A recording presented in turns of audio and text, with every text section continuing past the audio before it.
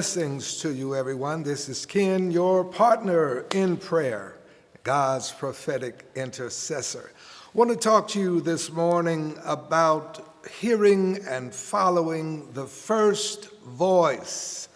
You know, whenever you pray to God, the Bible says that since He is preeminent, He must have preeminence in all things. That means that God has to speak first. If you read the book of Revelation, somewhere around chapter 4, you find the Apostle John saying, "And the first voice that I heard said, 'Come up here, so that I can show you things which must shortly come to pass.'" You remember those days and instances when you were inclined to do something, but then you change your mind. And after it turned out to be not so good, you said, I should have followed my first mind or followed my first voice.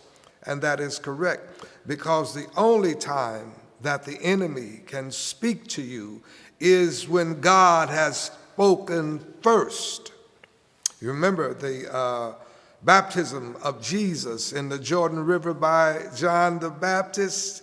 The word says that a voice came from heaven saying, "This is my beloved Son, hear him."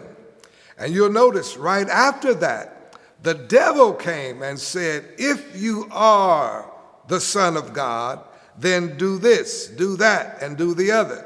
See, he spoke only after God had spoken first. The same thing happened in the Garden of Eden. You remember God gave the command to Adam and Eve saying, "All the fruit of the trees you shall eat, but of this one particular one you shall not eat thereof." And so it was the very thing that the devil said, "Hath God said?" Because God did say it, and God will always say it first before that old rascal can come in and interfere. So it's always safe to follow the first voice. Then you won't have any regrets.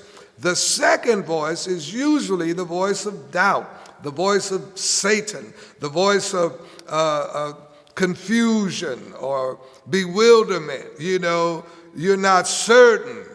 That's because it's not the first voice. The first voice you hear, you are certain.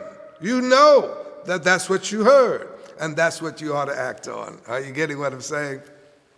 I want to pray today that we will not allow ourselves to be bamboozled and deceived by the enemy, because it's only after God has spoken that he can even bother to say anything.